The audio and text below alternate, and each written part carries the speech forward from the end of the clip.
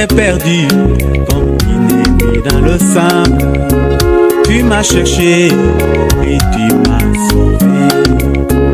Oh Seigneur, je te dis merci pour tant d'amour manifesté pour moi. Que puis-je te donner, oh mon amour? Bien-aimés, que Dieu vous bénisse. Je vous salue tous. Nous allons continuer avec notre enseignement sur le serviteur inutile. Mais avant de lire la parole pour le 6e sujet, nous allons prier. Père juste, Père de lumière, sois avec nous dans cette parole que nous allons écouter, de sorte que ton Esprit Saint ouvre les cœurs des auditeurs et ouvre l'intelligence de celui qui parle, pour que nous tous nous soyons bénis au nom de Jésus-Christ. Amen.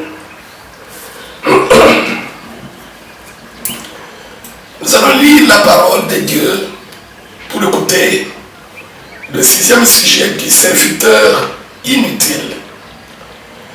Nous allons lire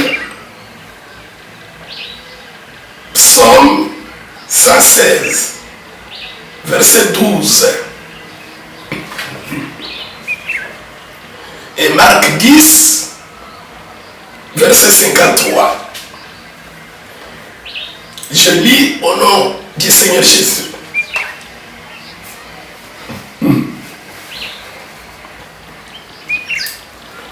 Psaume 116, verset 12.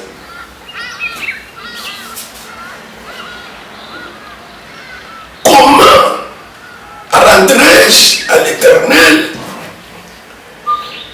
Comment rendrai-je à l'Éternel tous ses bienfaits envers moi?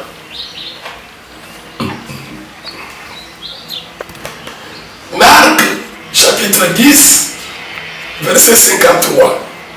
Mais vous pouvez noter 46 à 53. Et vous allez lire vous-même. Nous lisons seulement le verset 53. Marc chapitre 10, verset 53. Aussitôt, il recouvra la vue et suivit Jésus dans le chemin. Aussitôt, il recouvra la vue et suivit Jésus dans le chemin. Amen. Bien-aimé, Psaume 116, 12. Comment rendrai-je à l'Éternel tous ses bienfaits envers moi?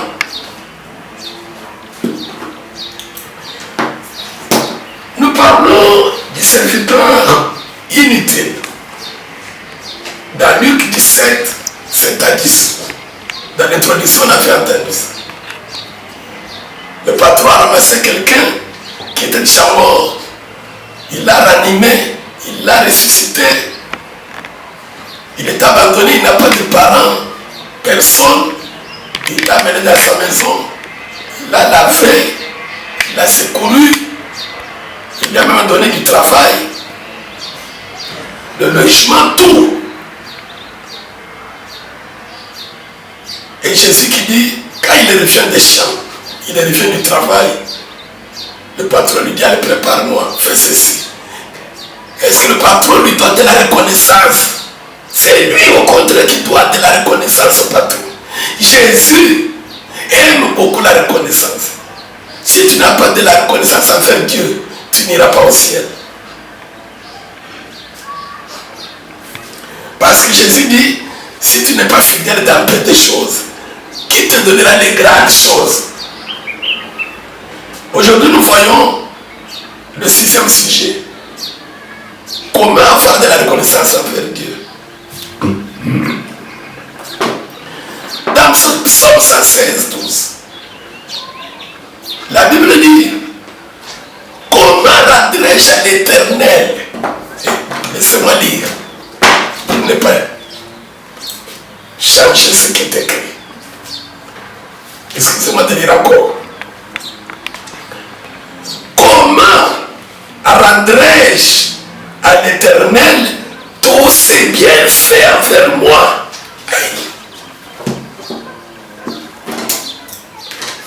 Depuis que j'étais dans le sein de ma mère, pendant 9 mois,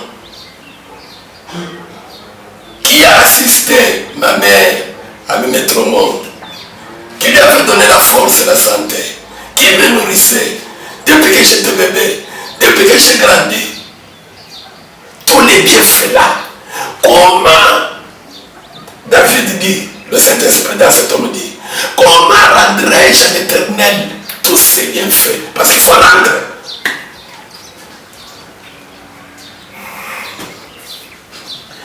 Nous croyons, merci Seigneur, merci, nous avons une veillée, nous allons danser, chanter, c'est ça là, ça suffit. C'est zéro, c'est rien, c'est bien, mais ça ne suffit pas. Et regarde seulement calcule tous les bienfaits de l'Éternel. La délivrance des péchés, la délivrance des sépulcres, la vie éternelle, la victoire sur la mort, la vraie mort, la seconde mort, pas cette mort que tu vois chaque jour nous mourons. Non, ce n'est pas la mort. La vraie mort existe. Et si tu as Jésus, tu l'as vaincu déjà cette seconde mort. Comment rendrai-je à l'Éternel tous ces bienfaits? Je vous rappelle une chose que vous connaissez. Dieu, quand nous disons louons Dieu, c'est bien. Dieu a des créatures là-bas qu'il a créées lui-même. Leur travail, c'est de me louer Dieu. Il y a les 4 êtres vivants, il y a les séraphins, il y a les 24 vieillards, il y a des myriades de louanges, des anges. À chaque seconde, Saint est ton nom. Ils jettent, ils enlèvent leur, c'est pas ce qu'ils portent là-bas. Ils adorent, ils honorent. Il est assis dans une louange. Parfois nous glorifions et chantons et dansons. Maintenant, écoutez, David dit, quel rendrai-je à l'Éternel? Comment?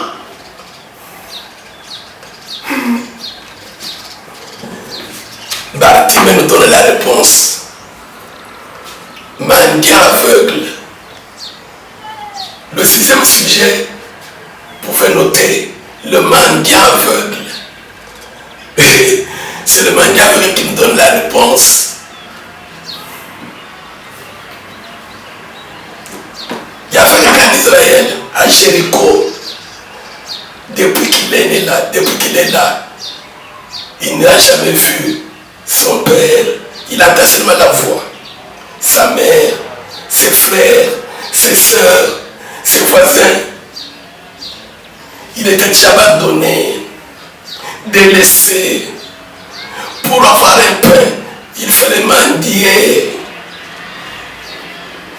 Il allait s'asseoir à la porte quand tu sors de Jéricho, sur la route allant vers Jérusalem, là où beaucoup de gens passent.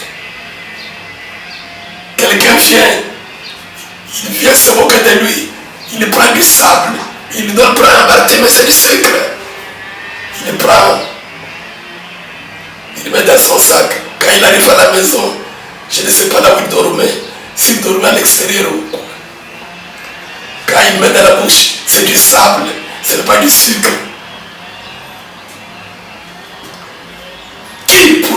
Qui lavait ses habits? Qui lavait son manteau? Ce manteau pouvait sentir l'odeur. Écoutez la grâce. Quelqu'un qui dit non, aujourd'hui, je ne vais pas prendre un autre chemin, je passe par là. Et il a calculé. C'est un architecte. Il savait qu'il y a quelqu'un qui m'attend. Il n'y a rien de hasard chez Dieu. Une foule assez nombreuse le suivait. Il entre dans Jéricho. Quand il en sort, Le mania aveugle était là. Il a entendu des bruits. Qui est là? Il a entendu que c'était Jésus de Nazareth qui passait. On ne lui a pas dit Jésus, fils de David qui passe, non. Jésus de Nazareth. Or, Bartimée connaissait la promesse de David qu'il aurait un fils dont le règne serait éternel, le Messie. Il y a beaucoup de Jésus, même aujourd'hui en Israël, dans le monde, même dans les coupes du monde de football, j'ai vu il y a un Jésus, il y avait deux Jésus. Même aujourd'hui, je connais d'autres gens, Jésus. Mais Bartimée cherchait le Jésus, fils de David, le Messie, le Christ. On lui a dit que c'est Jésus de Nazareth, le Christ qui passe. Alors il crie, Jésus, fils de David, aie pitié de moi.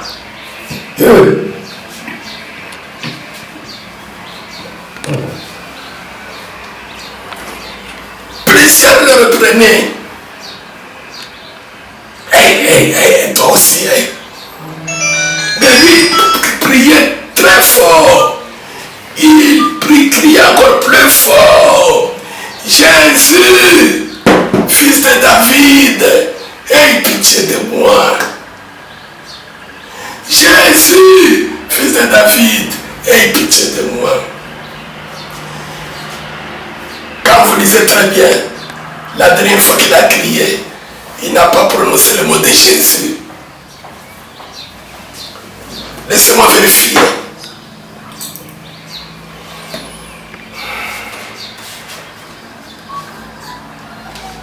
Marc 10, 48. Plusieurs le reprenaient pour le faire taire. Mais il criait beaucoup plus fort. Écoutez. Fils de David, aie pitié de moi. Pas que c'est. Il n'y a pas de mot. Fils de David, aie pitié de moi. Fils de David, c'est-à-dire Hosanna, le Messie, secours, aie pitié. Nous chantons Hosanna, Hosanna. Hosanna, c'est quoi? C'est un cri de détresse. On loue, on voit celui qui peut. Celui qu'on attendait. Quand on voit, c'est comme la maman qui vient des champs, le papa qui fait du travail, on a faim. On sait que dès qu'elle arrive, après on a mangé. Maman, tu es là, on est affamé. L'espoir renaît dans le cœur. Celui qui fait que les gens existent, il est arrivé. Même quand on a faim, on sent la joie dans le cœur. Bartimée a vu celui qui l'attendait, le fils de David, le règne qui n'a pas de fin, le pain de vie. Quand il a crié fils de David, la Bible dit, vous allez vérifier dans vos Bibles, Jésus s'arrêta. Alléluia. Appelez-le-moi.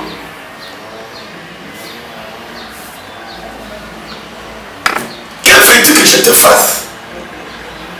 Rabboni, que je découvre la vue. Depuis que je suis né, je ne sais même pas Jéricho comment elle est construite. Mes voisins, je ne vois pas leur visage.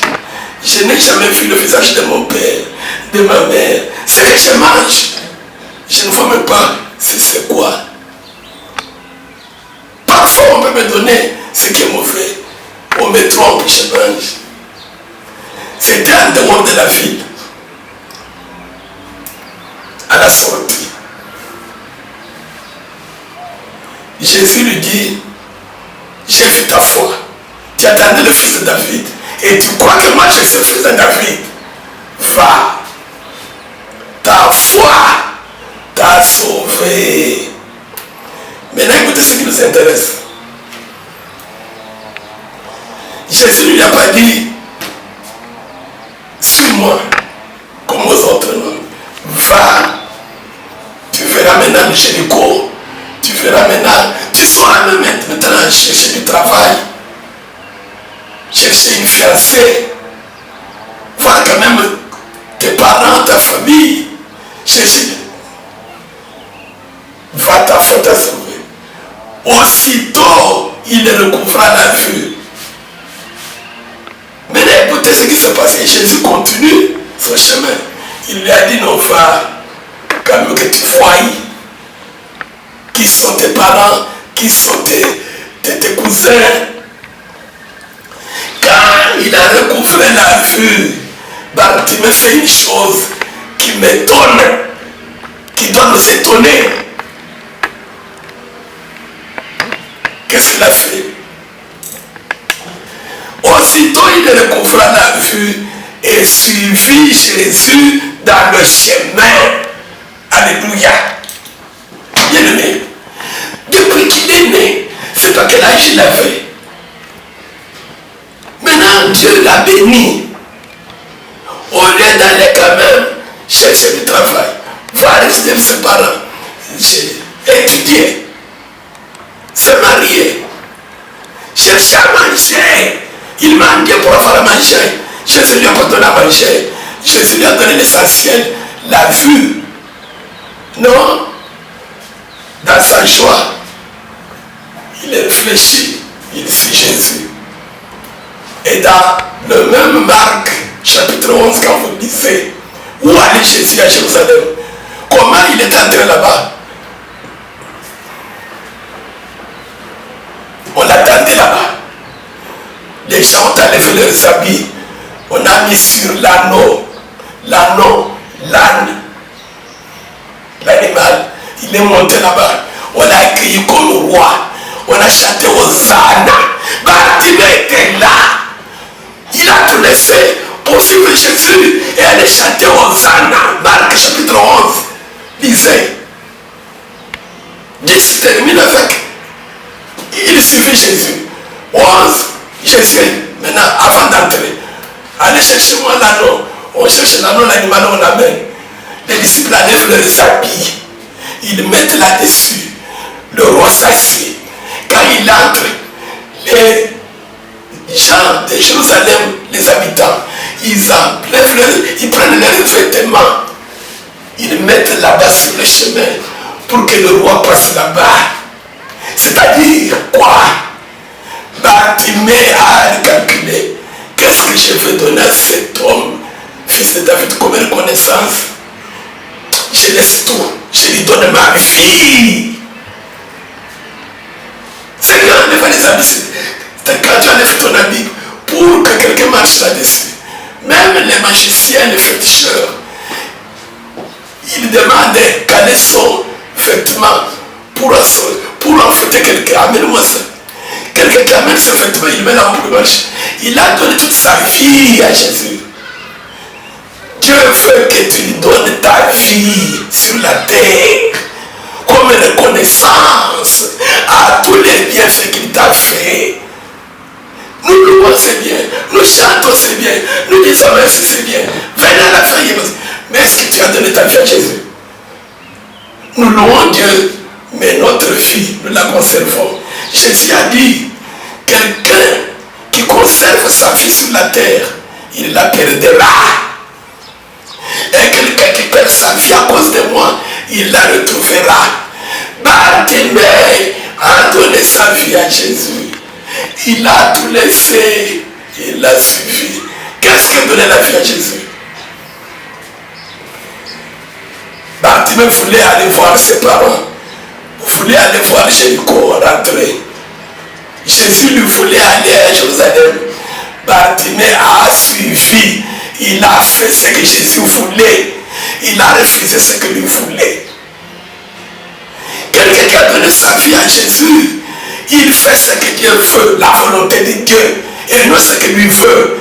Le moi disparaît. C'est Dieu qui devient sa volonté. Même dans ses prières, il cherche la volonté de Dieu. Seigneur, je voudrais manger. Seigneur, je voudrais voyager. Mais que ta volonté soit faite. Même au ciel, c'est la volonté de Dieu qui règne.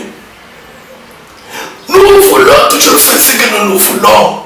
Et quand ça ne va pas, ce sont des soucis, ce sont des inquiétudes. J'ai beaucoup prié, j'ai beaucoup préparé ce travail, nous voyageons même pour ça. Nous allons même boire des bidons d'eau pour ça. Pourquoi? Nous ne voulons pas accepter la volonté de Dieu dans notre vie. Notre vie nous appartient encore. Donne ta vie à Jésus sur cette terre. Dieu est sacrificateur. C'est lui pour qui sa vie n'est pas précieuse. Paul dit, je ne fais aucun cas de ma vie comme si elle m'était précieuse. La fidélité envers Dieu. Quelqu'un qui a donné sa vie à Dieu, même si Dieu le bénit, il est resté fidèle à la parole de Dieu. Il craint Dieu. Et regarde aujourd'hui, tu souffrais, Dieu t'a donné un mariage, Dieu t'a donné de l'argent, Dieu t'a mis dans un pays un peu riche. C'est fini. Tu ne crains plus Dieu comme tu le craignais. Ce n'est pas ça la fidélité. Tu n'es pas reconnaissant. Tu es encore entier. Tu n'as pas encore offert ta vie à Dieu. Nous allons lire le dernier verset parce que le sujet est clair. La reconnaissance envers Dieu. Le peu de temps qui nous reste à passer dans ce corps, nous devons le sacrifier à Dieu et rester fidèles à sa parole. Pendant la souffrance, tu obéis toujours à Dieu. Pas de murmures. Pendant la bénédiction, tu obéis toujours à Dieu. Pas de rébellion. Lucifer s'était rebellé. Il a voulu faire ce qu'il voulait et non ce que Dieu voulait. Dieu voulait que l'adoration soit pour lui. La louange soit pour lui. Mais quand il a été béni, il s'est vu plus beau, il s'est rebellé. Et nous devons alors éviter de faire ce qu'Adam et Ève ont fait dans le jardin d'Éden. Quand Dieu les a bénis, ils se sont vus là-bas, maîtres des lions, de tous les animaux. Ils ont voulu faire ce qu'ils voulaient. Ils n'ont pas été fidèles à ce que Dieu leur avait dit. Ne mange pas ce fruit là-bas, ils l'ont mangé. Restons fidèles à Dieu bien-aimé. Lisons le dernier verset. La reconnaissance à Dieu, c'est donner notre vie à Dieu. Faire la volonté de Dieu. Acte 16.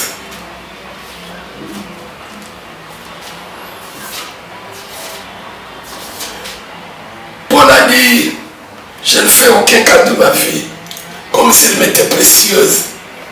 Bartimée n'a fait aucun cas de sa vie, comme si elle était précieuse. Devant la parole de Dieu. Aussitôt, il recouvra la vue, suivit Jésus dans le chemin.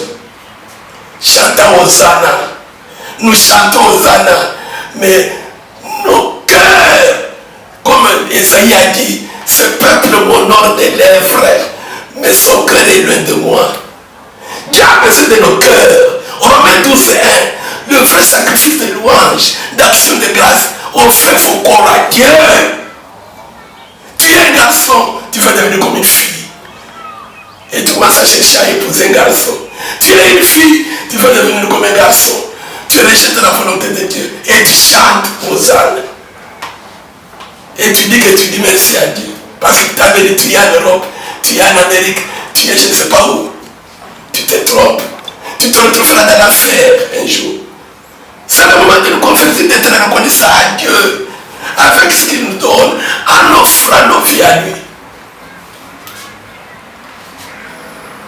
Acte 16, je lis rapidement.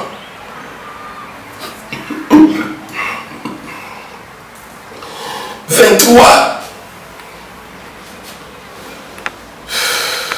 à 26. Après qu'on les eut chargés de coups, le geôlier, ayant reçu cet ordre, les jeta dans la prison intérieure et leur mit les cèpes aux pieds. Vers le milieu de la nuit, Paul et Silas priaient et chantaient les louanges de Dieu. Et les prisonniers les attendaient. Tout à coup, il se fit un grand tremblement de terre sorte que les fondements de la prison fussent ébranlés. Au même instant, toutes les portes s'ouvrirent et les liens de tous les prisonniers furent rompus.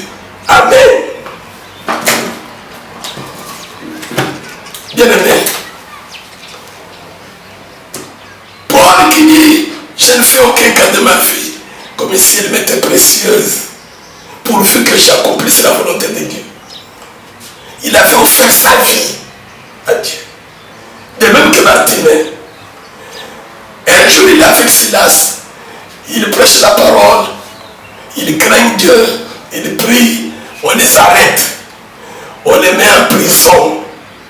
Il n'avait rien fait de mal. Et on les met dans la prison intérieure. Les pieds, les mains liés dans les ténèbres. Là où on met les hommes les plus dangereux. À cause tout simplement de la parole de Dieu.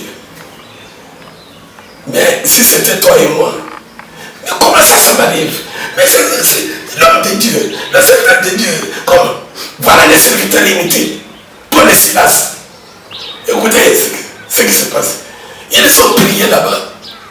Est-ce que nous, on a le même courage de prier dans des situations pareilles? À la place de prière, pour nous, ce sont les murmures, les soucis, les complaintes. Maintenant, après avoir prié, c'est ce qui nous intéresse. Il commence à louer Dieu. Il loue Dieu pourquoi? Posons-nous la question. Dans cette histoire là-bas, il loue Dieu pourquoi? Les prisonniers les attendaient. Pourquoi on a dit les prisonniers les attendaient? Ces gens, au lieu de pleurer, ils sont dans la mort. Ils louent à haute voix leur Dieu. Au même instant, la terre trembla. Ce n'est pas au spirituel. Dites-moi aujourd'hui, toi et moi, qui les gens là-bas loués là-bas, il y a eu un truc, la terre a tremblé. On n'allait pas voir, c'est spirituel, non. Puisque nous cherchons la bénédiction. Ce sont toujours les choses matérielles. Ce n'est pas spirituel. Pourquoi la terre ne tremble pas?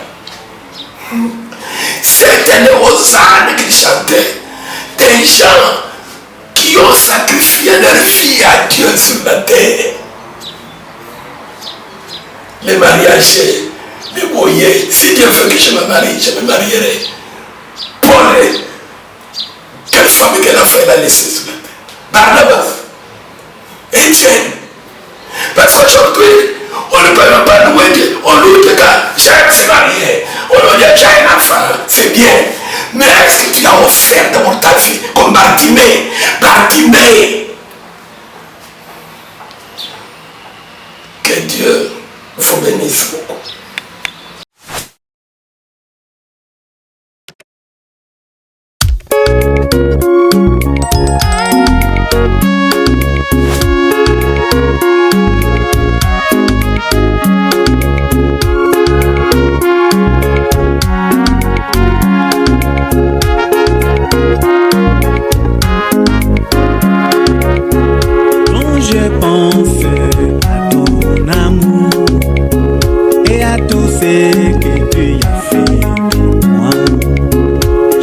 Perdu comme inédit dans le sable, tu m'as cherché et tu m'as sauvé. Oh Seigneur, je te dis merci pour tant d'amour manifesté pour moi. Que puis-je te donner, oh mon amour? Je te confie